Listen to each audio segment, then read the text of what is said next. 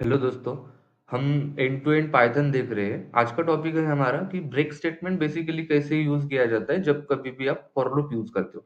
देखो, break, continue, पास ऐसे करके 3 स्टेटमेंट होते हैं जब कभी भी आप फॉर लूप यूज़ करते हो या कंडीशन स्टेटमेंट यूज़ करते हो। ब्रेक स्टेटमेंट बेसिकली कब यूज़ होता है? देखो, मैंने एक आपको सिंपल एक क्वेश्चन बताता हूँ और उसके बेसिस पे अपन इसको ट्राई करेंगे यूज़ करने का।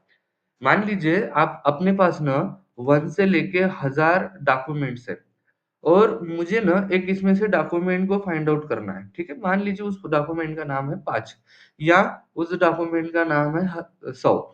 अभी हम जब फॉर लूप लगाते हैं, रेंज फंक्शन लगाते हैं, तो हम 1 इंडेक्स से लेके या 0 इंडेक्स से लेके लास्ट इंडेक्स तक इटरेट करते जाते हैं और ये सिंपल फॉर लूप का काम होता है। बट मान लीजिए मुझे जो रिकॉर्ड चाहिए वो 100 वाले रो पे मिल गया है, मतलब 100 वाले इटरेशन पे मिल गया है। अभी ये 100 वाले इटरेशन पे मिल गया है तो मुझे बाकी बचे हुए 900 इटरेशन करने की कोई ज़रूरत नहीं है। But by default feature for loop का क्या है, वो कंटीन्यूअसली जितना है उतना ही इटरेट करते रहता है। फॉर एग्ज़ाम्पल, मैं फॉर आई इन रेंज लगाता हूँ, हम इतने सारे रिकॉर्ड नहीं लेंगे, मैं 0 से लेके मान लीजिए 10 रिकॉर्ड तक मैं जा रहा हूँ और मुझे ना ये चेक करना है कि 5वें रिकॉर्ड को चेक करना है वो मैच हो रहा है कि नहीं। तो मैं लिख देता हूँ कि इफ 5 ये मेरी एक ऐसे समझो कि किसी का नाम है इज़ इक्वल टू अगर वो आई से मैच होता है, तो एक काम कर देना सिंपल प्रिंट कर देना उसे और फॉर लूप के इफ कंडीशन के बाहर भी जाके मैं क्या कर देता हूँ, उसको बोलता हूँ कि प्रिंट कर देना, ठीक है? प्रिंट करवा देना।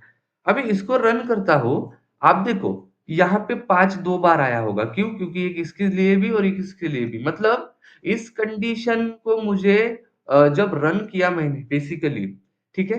तो इसने मुझे क्या निकाल के दिया तो 5 मान लीजिए मैं इस 5 को नहीं रन करता तो मुझे सिंपल 5 निकल के आ गया। मतलब मैं इटरेट करते टाइम मुझे एक 5 नाम का रिकॉर्ड निकालना था जो मुझे मिल गया। बट बाय डिफ़ॉल्ट अगर आप चेक करो तो फॉर लूप एकदम लास्ट तक जा रहा है।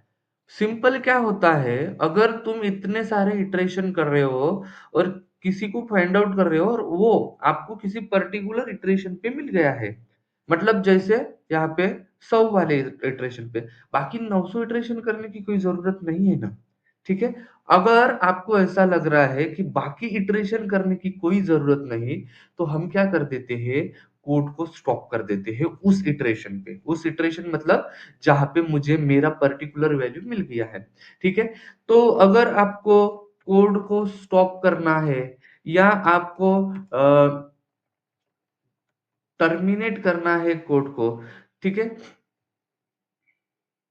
तो हम सिर्फ़ सिंपल क्या करते हैं, हम सिंपल यहाँ पे यूज़ करते हैं ब्रेक स्टेटमेंट। अभी ब्रेक स्टेटमेंट का यूज़ कैसे करते हैं, जहाँ पे मैंने यहाँ पे प्रिंट लिखा है ना, वहाँ पे सिंपल ब्रेक स्टेटमेंट लगा देते हैं। अभी ये कोड कैसे चलेगा, सिंपल ये होता है देखो, आई इज़ इक्वल टू सबसे पहली वैल्यू आएगी 0। मैं चेक करूँगा क्या 5 ये 0 जितना है क्या? नहीं है।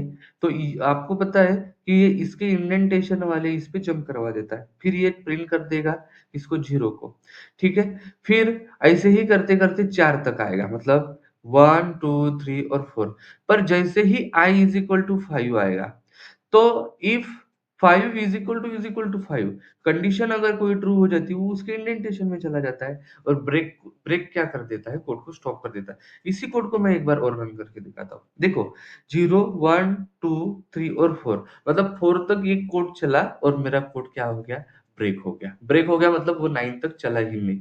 मतलब पूरी रेंज तक चला ही नहीं। मतलब मैंने कोड को टर्मिनेट कर दिया या मैं बोल सकता हूँ कोड को मैंने स्टॉप कर दिया। ठीक है? और आपको जो रिकॉर्ड चाहिए, वो रिकॉर्ड बेसिकली लास्ट इटरेशन पे था, तो मैं अगर इस प्रिंट फंक्शन को बाहर प्रिंट करवा देता हूँ, आप यहाँ पे देखते हो ये 5 भी निकल के आ गया। तो ब्रेक स्टेटमेंट का सिंपल रहता है, आपको जब भी ऐसा लग रहा है कि मेरे कोड पर्टिकुलर किसी इटरेशन पे ट्रू हो रहा है और मुझे अभी इटरेशन बंद करवा देना है, ठीक है? नहीं तो वो कंटीन्यूअसली चलते रहता है। तो सिंपल चीज़ आप ब्रेक स्टेटमेंट का यूज़ करो। ब्रेक स्टेटमेंट आपको कोड को क्या करके देगा, स्टॉप करके देगा, टर्मिनेट करके देगा, ठीक है? And this is nothing but simple break statement. ठीक है? अगले वीडियो में अपन कंटिन्यू और उसके अगले वीडियो में अपन पास्ट पढ़ेंगे, ठीक है? इसका थोड़ा-सा प्रैक्टिस करो और ऐसे ही वीडियो मैं आपके लिए लाता रहूँगा। अगर मेरे वीडियो आपको पसंद आ रहे हैं जो कि मैं पाइथन उसके बाद मैं आप लोगों को स्टैटिस्टिक, मायस्क्यूएल, मशीन लर्निंग और बाकी चीज़ें भी पढ़ाऊँगा। तो आप प्लीज़ लाइक, सब्सक्राइब ज़रूर कीजिए और अपने दोस्तों को सेंड कीजिए। ठीक है? चलिए थैंक यू सो मच।